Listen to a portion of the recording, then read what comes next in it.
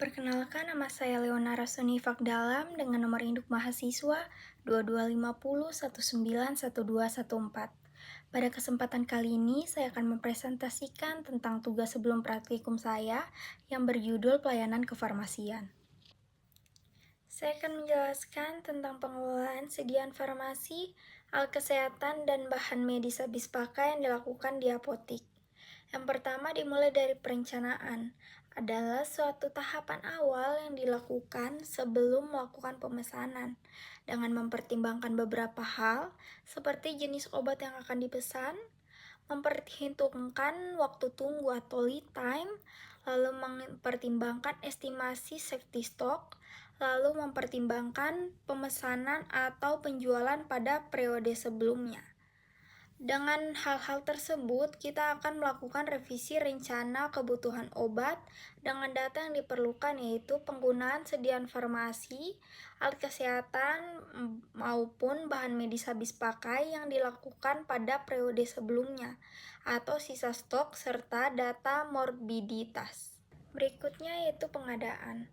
Pengadaan yang dilakukan di apotek dilakukan dengan beberapa tahapan. Tahapan pertama yaitu pemeriksaan. Ini kita memeriksa sediaan farmasi serta alat kesehatan yang sudah habis ataupun hampir habis yang dilakukan dengan pengamatan langsung ataupun dapat melihat pada kartu stok. Kemudian kita menentukan jenis yang meliputi di dalamnya bentuk sediaan ataupun kekuatan obat.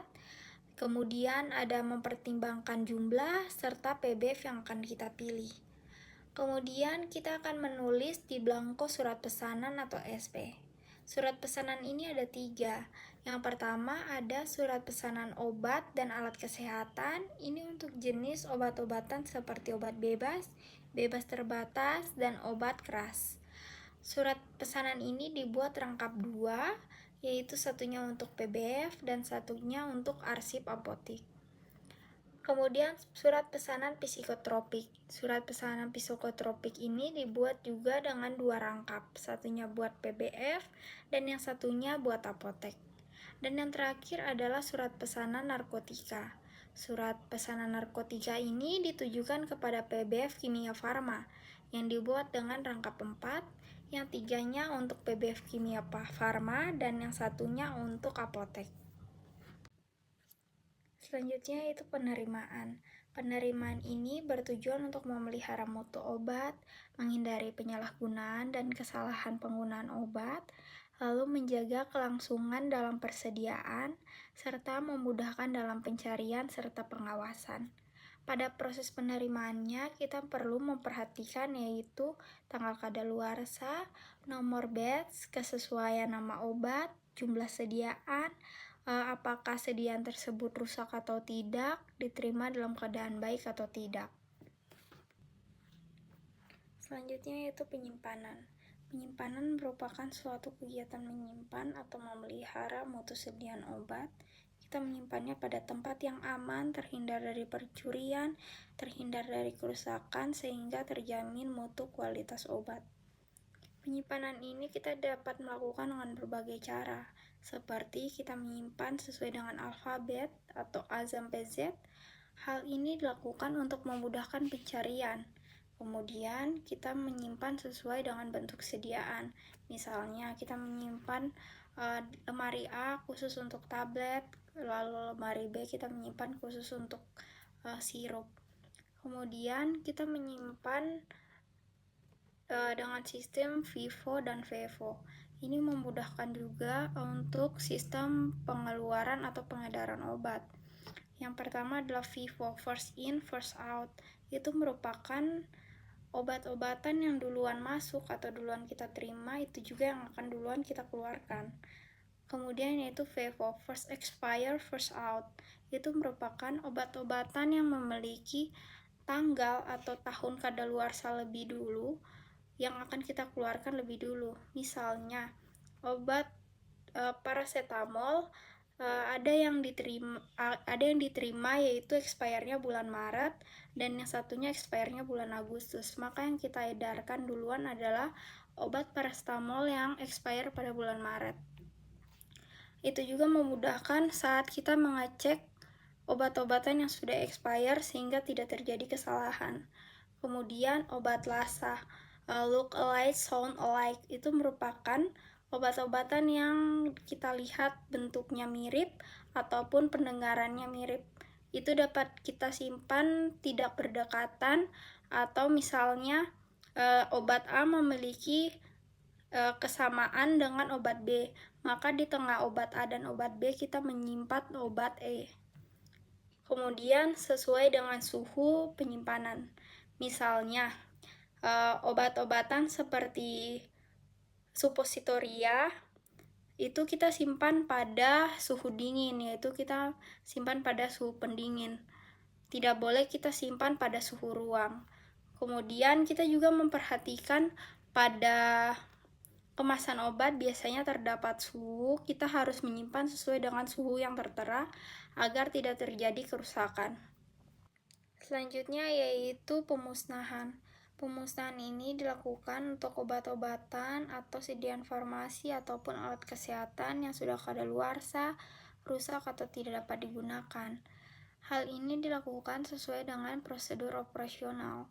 Yang pertama yaitu obat-obatan rusak atau kadaluarsa disatukan dalam wadah yang terpisah. Obat-obat ini dipilih berdasarkan bentuk sediaan dan jenis obat.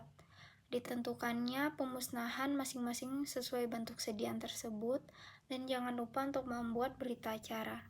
Dalam pemusnahannya sekurang-kurangnya diawasi oleh seorang apoteker. Kemudian, jika dalam jumlah yang banyak, kita dapat menyalurkannya kembali kepada produsen, atau kita dapat menyalurkannya kepada limbah B3 medis agar diolah. Dalam limbah B3 medis ada beberapa wadah yang dapat kita gunakan sesuai dengan kegunaannya. Ada warna kuning untuk limbah infeksius, lalu limbah benda tajam seperti jarum, pisau, atau alat-alat yang dapat melukai. Lalu untuk warna coklat ini untuk obat-obatan yang rusak ataupun kadaluarsa, dan ada warna ungu ini untuk sitotoksik seperti obat-obat kanker, tetapi ini umumnya berada di rumah sakit. Selanjutnya yaitu pengendalian. Ini merupakan suatu kegiatan mengelola sediaan farmasi, alat kesehatan, serta bahan medis habis pakai yang dilakukan agar tidak terjadi kekurangan maupun kelebihan, yaitu sesuai dengan kebutuhan yang diperlukan. Yang terakhir adalah administratif atau pelaporan. Ini merupakan suatu kegiatan untuk kita menulis laporan agar kita mengetahui kegiatan-kegiatan yang sudah berlalu. Selanjutnya yaitu pengelolaan sediaan farmasi, alat kesehatan, dan bahan medis habis pakai di puskesmas. Kurang lebihnya sebenarnya sama.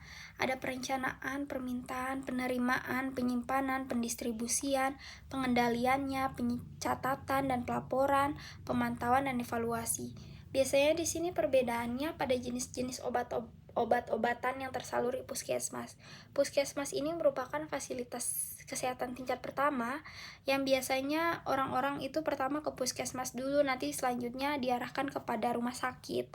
Nah, maka obat-obatan di sini tidak semuanya lengkap atau tidak semuanya ada. Ini sesuai yang tercatat pada formularium nasional. Jadi obat-obatan di sini tidak semuanya lengkap, tetapi ada obat-obatan khusus. Biasanya obat-obatan itu merupakan obat-obatan sesuai dengan program pemerintah seperti tuberkulosis. Lalu ada juga obat-obatan seperti penyakit degeneratif, ada hipertensi, ada diabetes. Ada juga obat-obatan untuk pasien B20 atau penyakit HIV/AIDS. Kemudian untuk penyakit-penyakit yang umum seperti diare. Kemudian untuk kurang lebihnya sama, tetapi di puskesmas biasanya ada vaksin. Vaksin itu kita harus memperhatikan suhu penyimpanannya. Seperti ada vaksin, itu merupakan rantai dingin, jadi penyimpanannya pada suhu dingin ataupun suhu beku. Suhu dingin itu suhu 2-8 derajat Celcius, lalu suhu bekunya itu -15 sampai -20 atau -25 derajat Celcius. Selebihnya itu sama saja.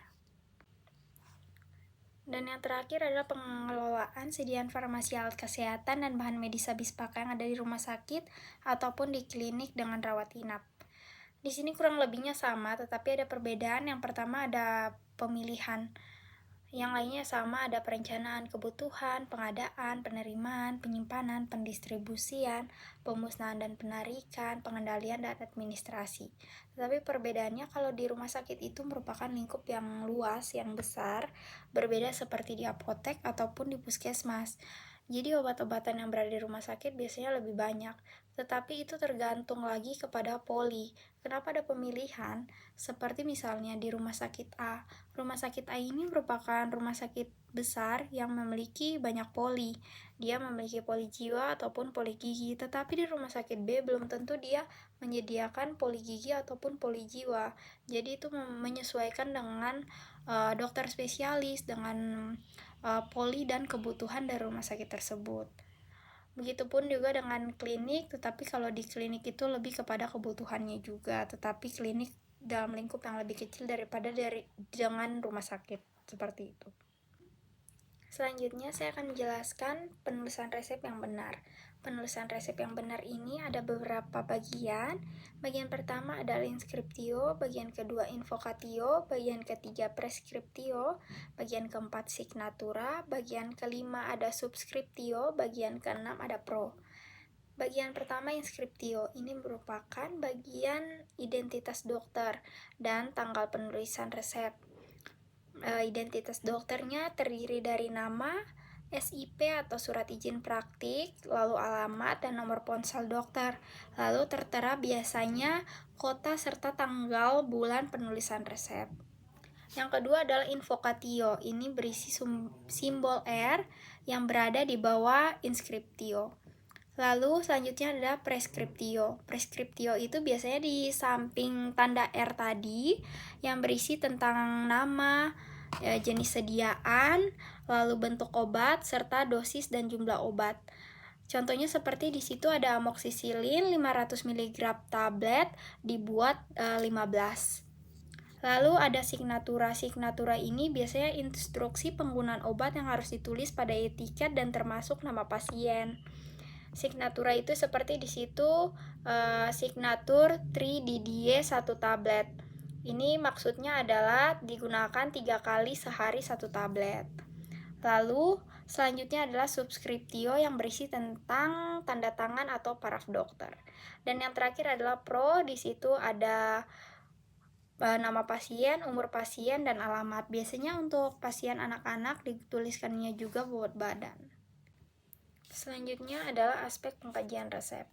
Ada beberapa bagian. Yang bagian pertamanya yaitu administratif, yang berisi nama, alamat, tanggal, surat izin praktik dokter, lalu ada nama pasien, tanggal lahir pasien, umur pasien, dan alamat pasien. Yang jadi sering permasalahannya di sini adalah alamat pasiennya tidak lengkap.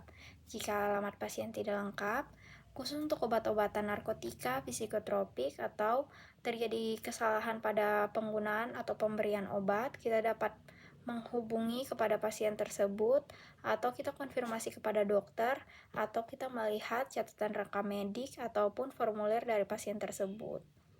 Bagian kedua adalah farmasetik.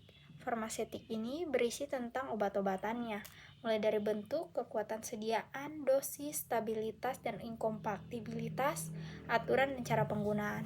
Biasanya yang jadi permasalahan di sini adalah dosis anak yang terlalu tinggi. Solusinya adalah kita hitung ulang dosis, lalu kita konfirmasi kepada dokter. Lalu bagian ketiga adalah klinis. Ini untuk menilai kesesuaian obat dengan kondisi pasien, agar efektif sesuai dengan terapi. Lalu adanya indikasi atau sesuai penyakit, dosis dan waktu pemberian, serta melihat interaksi obat, efek samping, serta kontraindikasi ataupun alergi pada pasien. Biasanya yang jadi permasalahan di sini adalah pasien memiliki riwayat alergi suatu obat. Contohnya di sini, pasien memiliki alergi penisilin tetapi diresepkan amoksisilin. Kita solusinya adalah kita menyarankan kepada dokter untuk pergantian obat. Selanjutnya saya akan menjelaskan tentang klasifikasi masalah dalam drug related problems atau yang disebut dengan DRP. Yang pertama adalah efek samping. Efek samping merupakan efek yang ditimbulkan oleh seseorang saat mengkonsumsi obat tetapi masih dalam dosis terapi. Yang pertama adalah efek samping yang diderita tetapi non-alergi. Non-alergi di sini misalnya pasiennya mengkonsumsi CTM. CTM ini merupakan obat alergi yang dapat menembus sawar-daura otak sehingga dia menyebabkan kantuk.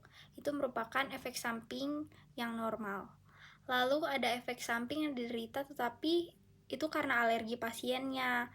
Misalnya pasiennya itu alergi penisilin tetapi kita memberikan amoksisilin dan dia misalnya matanya bengkak atau badannya ruam-ruam, itu disebabkannya karena alerginya. Dan yang terakhir adalah efek toksis yang diderita. Kemudian masalah pilihan obat.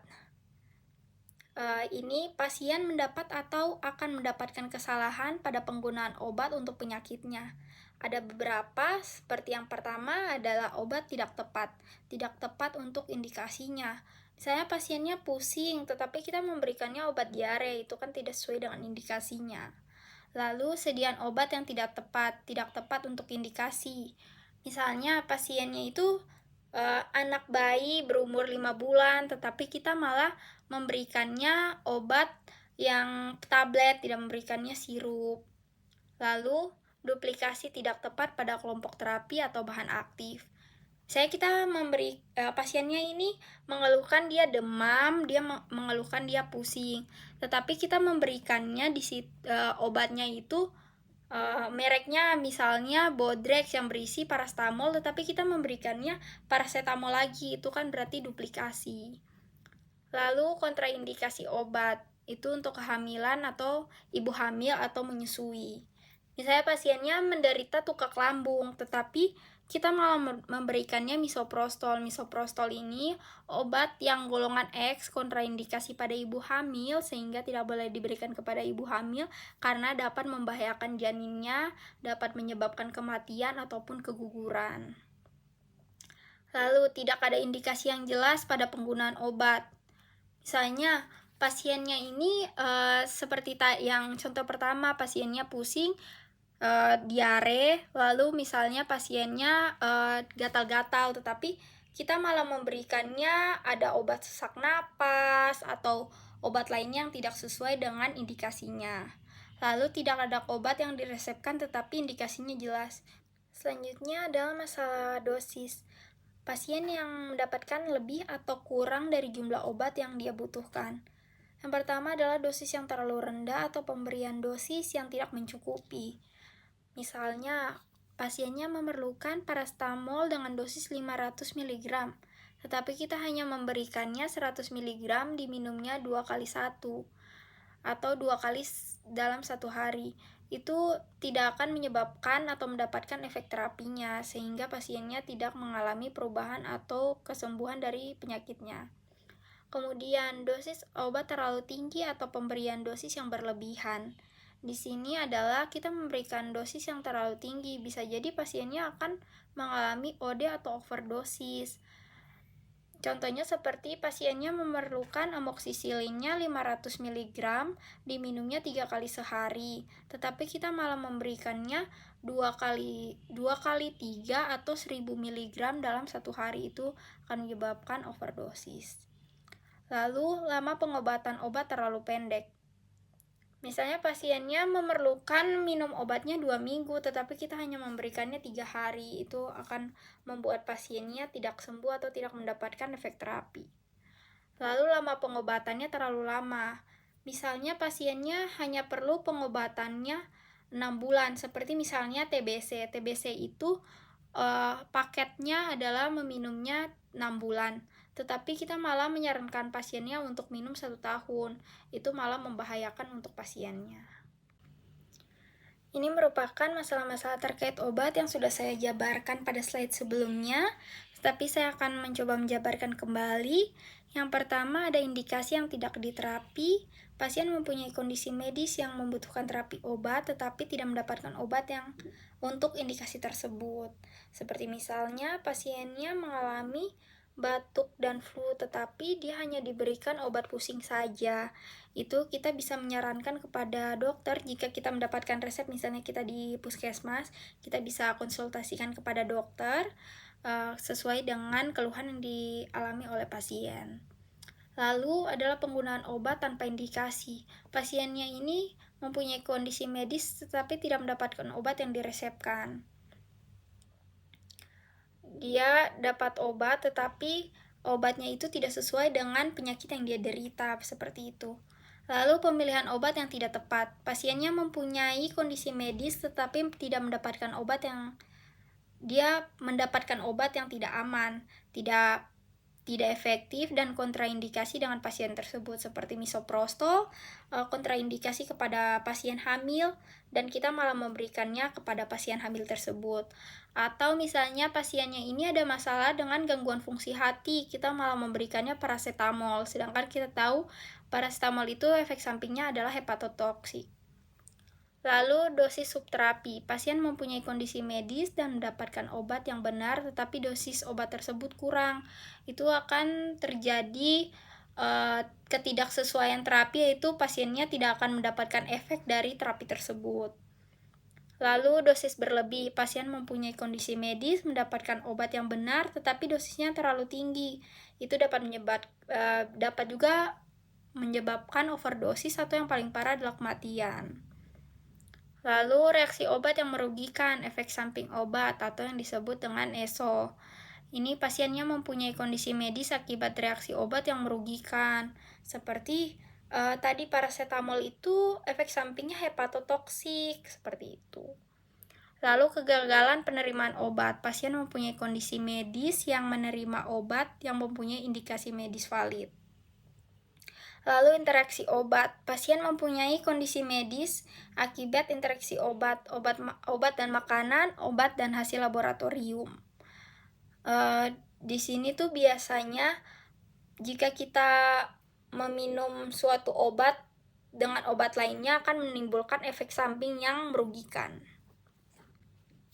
Selanjutnya kita akan mempelajari tentang swamedikasi dan tata laksananya. Swamedikasi atau disebut dengan self-care adalah pengobatan sendiri yang dilakukan oleh masyarakat atau seorang individu yang menderita keluhan penyakit-penyakit ringan yang tidak harus datang ke dokter serta tidak harus membeli obat dengan resep. Obat-obat yang digunakan biasanya terbatas pada obat-obatan golongan bebas dan golongan bebas terbatas, atau bisa juga obat-obatan yang termasuk di dalam DOWA atau daftar obat wajib apotek. Biasanya ada obat-obatan keras yang masuk di dalam DOWA. Obat-obatan ini biasanya jika dibeli di apotek dipajang di depan etalase sehingga pasien dapat memilih dengan leluasa. Lalu obat-obatan yang termasuk dalam golongan bebas dan bebas terbatas relatif aman dan digunakan untuk pengobatan sendiri. Dalam penata laksanaannya, swamedikasi, masyarakat memerlukan pedoman yang terpadu agar tidak terjadi kesalahan pengobatan atau yang disebut dengan medication error. Perlu diingat, seorang apoteker atau seorang farmasis, jika seorang pasien datang dengan swamedikasi atau self-care, kita perlu mengingatkan jika pasien tersebut meminum obat ini 3-5 hari tidak mengalami perubahan, kita dapat menyarankan untuk berkonsultasi dengan dokter. Dalam penata laksanaannya, swamedikasi, masyarakat memerlukan pedoman yang terpadu agar tidak terjadi kesalahan dalam pengobatan, atau yang kita sebut dengan medication error. Apoteker sebagai salah satu profesi kesehatan, sudah seharusnya berperan sebagai pemberi informasi atau drug informer, khususnya untuk obat-obat yang digunakan dalam swamedikasi. Apoteker sangat dibutuhkan untuk membantu pasien dalam pemilihan obat yang tepat sesuai dengan penyakit yang dideritanya, agar terhindar dari penyalahgunaan obat, drug abuse, dan penyalahgunaan obat atau yang disebut dengan drug misuse. Masyarakat cenderung hanya tahu merek dagang saja tanpa tahu zat berkhasiatnya. Maka sebagai seorang apoteker, walaupun kita sudah tahu pasiennya itu adalah swamedikasi atau penyakit-penyakit ringan seperti batuk, flu, kita tetap harus mengedukasi dengan baik. Dan juga kita harus selalu memberitahu pasien jika tidak terjadi perubahan dalam kurun waktu 3-5 hari, pasien tersebut dapat berkonsultasi dengan dokter agar tidak terjadi kesalahan-kesalahan atau keinginan yang tidak diinginkan. Selanjutnya, ini merupakan langkah-langkah yang dilakukan untuk komunikasi dengan pasien swamedikasi. Tentu saja yang pertama kita akan melakukan komunikasi awal, yaitu mulai dari memberikan salam, memperkenalkan diri, menawarkan bantuan, meminta izin menggali informasi. Lalu di sini kita meminta izin menggali informasi seperti kita meminta izin untuk kita menanyakan keluhan-keluhan yang dialami oleh pasien. Lalu kita melakukan asesmen pasien. Di situ kita melakukan berdasarkan prinsip WWHAM atau Who, What, Symptom, How Long, Action, dan Medicine. Yang pertama adalah melakukan asesmen dari pasien, yaitu menanyakan identitas pasien mulai dari nama, umur, berat badan, alamat, dan nomor telepon. Lalu menanyakan riwayat sosial, apakah pasien tersebut hamil, apakah sedang menyusui, apakah mempunyai kebiasaan merokok, atau lainnya. Lalu menanyakan gaya hidup, misalnya pekerjaan pasien, pola makan, olahraga, dan istirahatnya. Di sini maksudnya adalah menanyakan gaya hidupnya, misalnya pasiennya mengeluhkannya dia sering flu saat malam hari. Kita menanyakan apakah pasien ini mempunyai pekerjaan sebagai ojek online yang sering malam berkendara seperti itu. Lalu pasiennya mengeluhkannya sering sakit gigi. Kita menanyakan apakah pasiennya memiliki pola makan sering makan makanan manis atau permen. Lalu melakukan asesmen penyakit pasien. Di sini kita menanyakan keluhan pasien, mulai dari durasi, frekuensi, dan keparahan.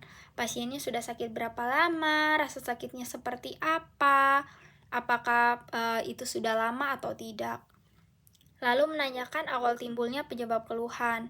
Misalnya seperti pasiennya mengeluhkan nyeri pada kaki, kita menanyakan apakah sebelumnya sempat terjatuh atau pasien ini penyebabnya mungkin karena dingin atau hal lainnya. Lalu kita menanyakan riwayat penyakit, apakah pasien tersebut memiliki riwayat penyakit lain. Ini untuk kita antisipasi apakah obat yang akan kita berikan akan mengalami kontraindikasi dengan obat yang sedang digunakan atau penyakit dari pasien tersebut. Lalu menanyakan upaya yang telah dilakukan untuk mengatasi penyakitnya. Saya pasiennya ini batuk, tenggorokannya terasa sakit, lalu dia flu, dia sakit kepala, tetapi ternyata pasiennya sudah meminum obat-obatan herbal, seperti itu. Selanjutnya adalah menetapkan dan memberikan solusi kebutuhan terapi obat pasien. Penetapan masalah ini dilihat berdasarkan gejala yang dialami atau dikeluhkan oleh pasien tersebut. Pemberian solusi kebutuhan pasien meliputi memilihkan terapi yang paling tepat. Pada kasus swamedikasi ini, kita harus memperhatikan dari permintaan pasien, keluhan pasien, serta kesanggupan pasien. Jadi kita harus menanyakan apakah pasien tersebut sanggup untuk membeli obat dengan harga tertentu. Misalnya yang tersedia di apotek hanya obat paten. Obat paten memiliki harga yang lebih mahal sehingga kita perlu menanyakan kesanggupan dari pasien tersebut. Lalu terapi dapat berupa obat, batasan obat yaitu obat bebas terbatas, dan daftar obat wajib apotek atau yang disebut dengan DOWA. Dan non-obat seperti suplemen, kosmetik, atau perubahan gaya hidup.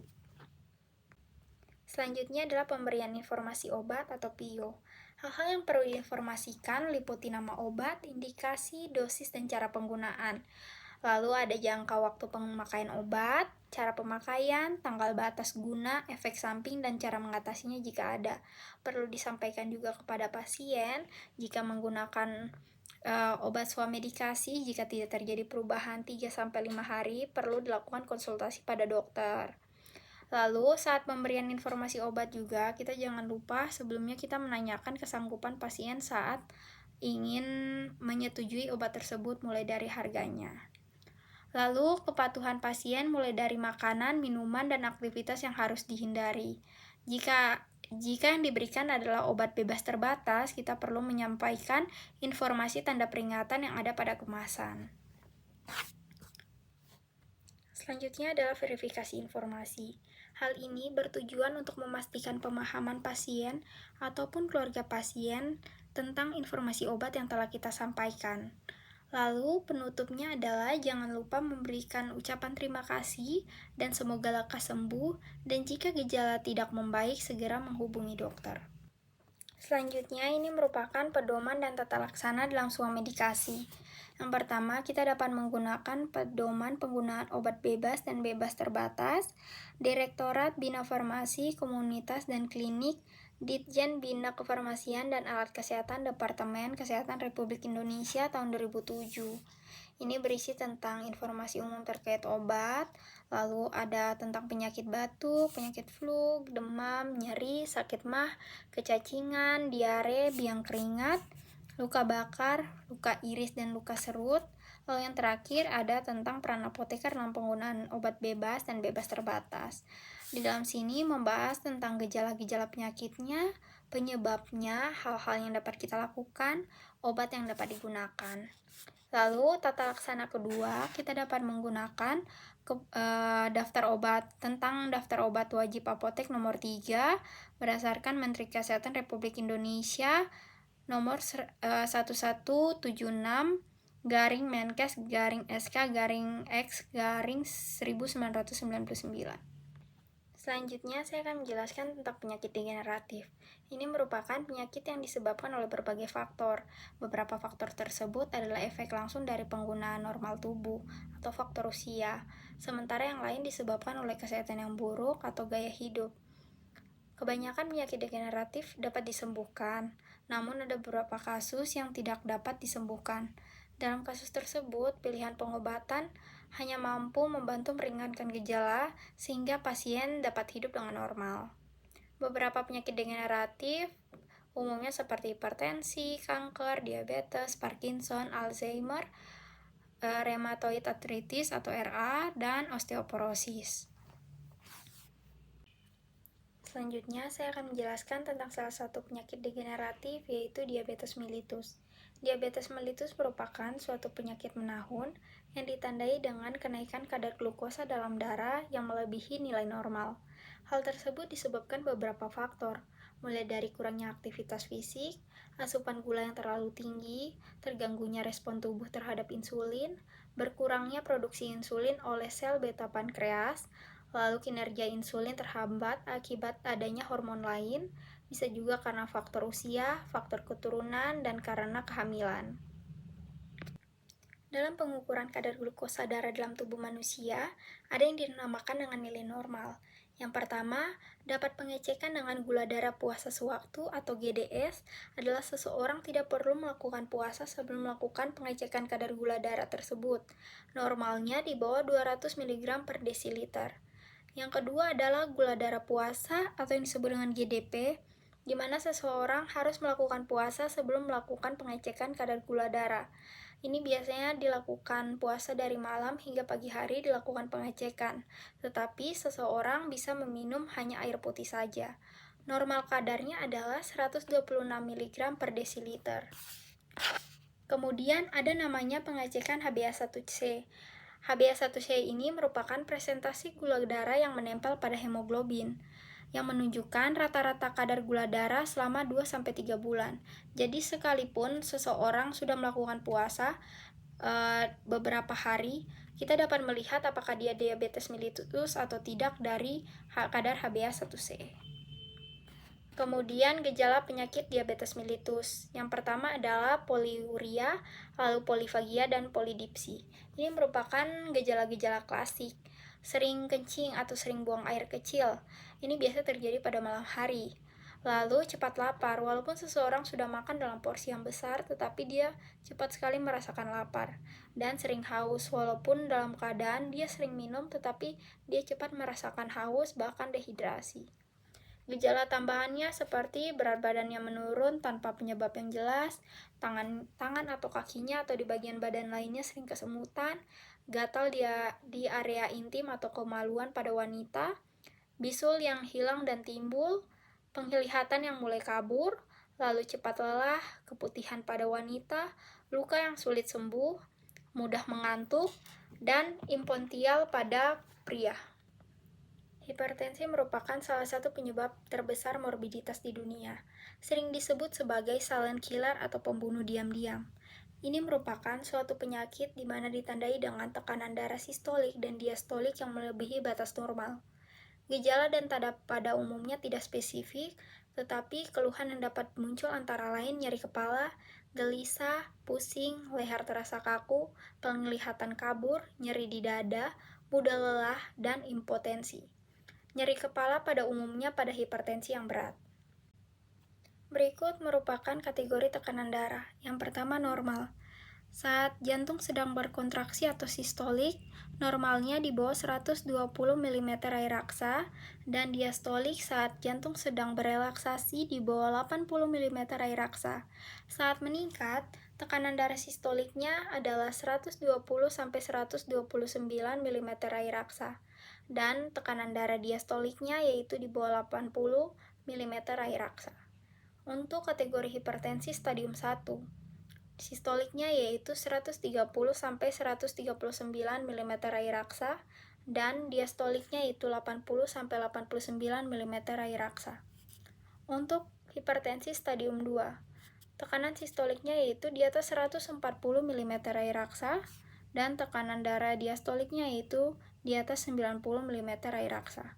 Adapun tertera faktor-faktor resiko diantaranya memiliki riwayat faktor keturunan, riwayat merokok, riwayat diet dan konsumsi garam, konsumsi alkohol, kurangnya aktivitas fisik, gaya hidup yang tidak aktif, riwayat disfungsi ereksi, riwayat tidur, merokok, riwayat hipertensi pada kehamilan atau preeklamsia.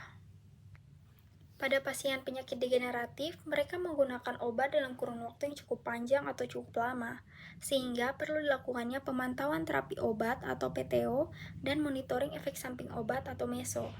Dalam pemantauan terapi obat ini, untuk kita menilai kemaksimalan dalam terapi atau penggunaan obat tersebut. Apakah obat tersebut ada terjadi kesalahan atau ketidaknyamanan pada pasien selama penggunaan terapi. Lalu untuk meso, ini untuk menilai apakah ada obat yang dicurigai dapat menimbulkan efek samping yang dapat dinilai dengan algoritma Naranjo.